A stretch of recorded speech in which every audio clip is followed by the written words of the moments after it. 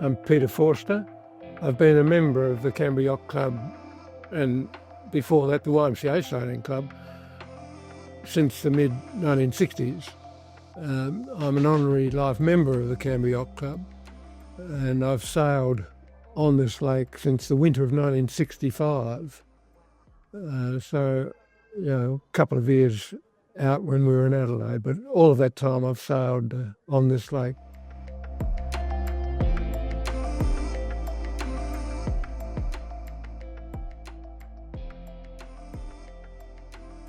By the time I got here in early February 1965, the lake was full. So I guess apart from the infrastructure around the lake, it looked pretty much as it is now. But I did visit Canberra in the years before that, and I saw the lake, the bridges and the lake being built. So I've got some conception of what it was like beforehand, but clearly as the infrastructure around the lake has developed, it has changed, and it hasn't made sailing any easier because the buildings around the lake affects the wind and so on. But anyway, we're grateful for what we've got.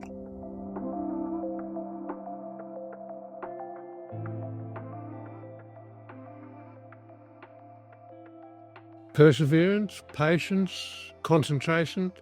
The wind is very variable on any inland surface, I think, but particularly when you've got hills and buildings and so on around, whereas coastal sailing, mostly in sea breezes, which tend to be steady, perhaps a bit stronger than we have here on average. But, a lot of people from coastal locations don't like coming to Canberra because the conditions aren't always pleasant for sailing. It can be very frustrating. A lot of fine tuning, but a lot of finding the wind too is the other thing. You've got to be, even after 60 years sailing on the lake, I don't always find the right place to be to pick up those gusts.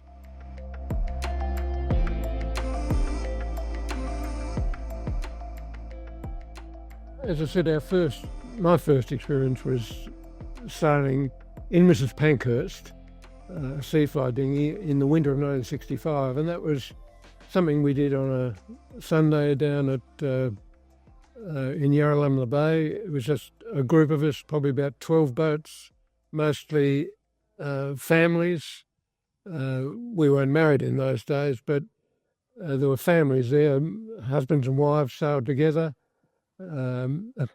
Always interesting hearing that husbands and wives interacting on the lake. Became a bit tricky for them, I think. But we used to have great fun racing for an hour or so on a winter's day. One day in I think it was 1966, we came down, there was snow on the ground on Saturday. And when we came down to the lake on Sunday, there was still snow around on the where the new Parliament House is. I went up on top of the hill there and had a look at the view, and there was snow all around. So we went sailing that day. It was a sparkling day for racing, lovely breeze.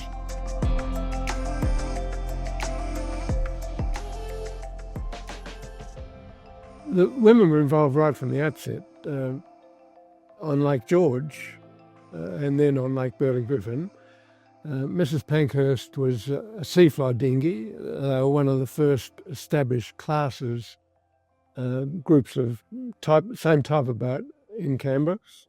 Mrs. Pankhurst was owned by a couple of women, Joan Kimber, who was the wife of the Deputy British High Commissioner, and Joy Warren, who was a art gallery person here.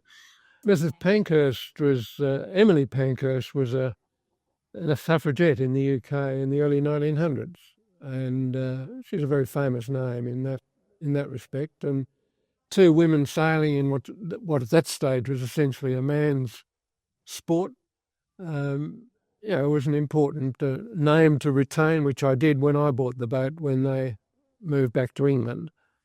Apart from the sailing side, and there were a few women sailing in those days, women played a very important role in the early part of the club as fundraisers, and they did a lot of catering out at Lake George. They were There was a very social life out there in the clubhouse. But when they came to Canberra, they did organise some magnificent social events. We always had 2 or 3 or 4 formal balls a year, and we had. We used to have 100 people in the old clubhouse over there, dressed up in our monkey suits, penguin suits.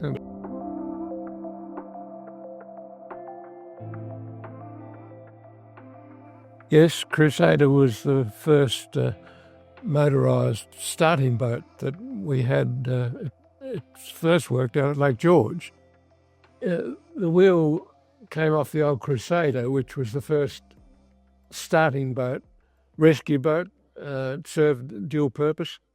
It was first used out at Lake George and then was brought to Canberra and launched here. The Crusader replaced a raft that they used to have out at Lake George as the starting platform, and that was built by one of the early members who used to work out at Harmon Naval Radio Station. He built it, and I met him 6 or 7 years ago when he happened to be in Canberra at a time when, which was nice. But Crusader wore out its welcome, and I think got taken to the recycling depot some years back now, been replaced by more modern boats.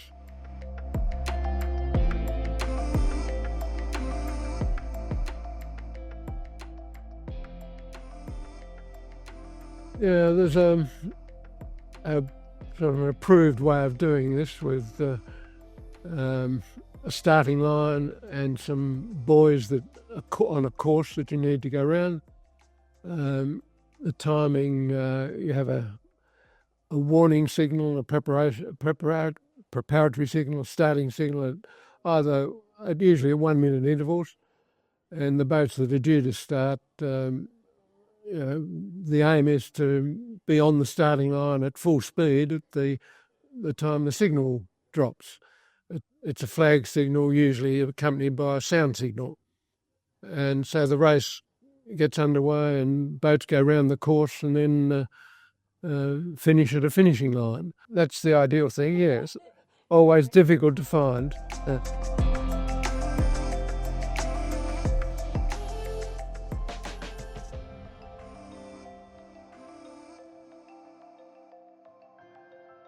It's critical to find the right wind conditions on the starting line if you can. It's not always easy because there are usually a number of other boats in the race and they can affect where you would like to be. You've just got to take your chances on being in the right position at the right time without breaching any rules, which can create an issue for you.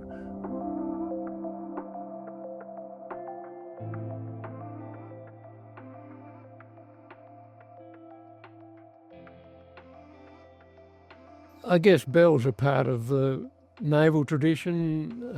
Marine life generally revolves around bells because the bells are rung to tell the time on the hour, half hour. There's a bit of a naval background in any yacht club probably, but the main story about the bell at the yacht club is that if the wrong person rings the bell, they have to shout the bar because it's for the Commodore to ring the bell, not for anyone else. The significance is this logo here, which represents a special regatta that was held, I'd have to look, 2013, for sailors with special needs. The Hansa dinghy was designed specifically for people with disabilities, and the Yacht Club now runs a program for people with disabilities that we have special dinghies used for that purpose. We have a special launching jetty and a number of people with a range of special needs who sail these boats on a regular basis through summer and winter.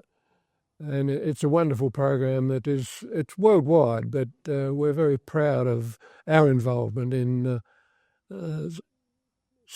sailability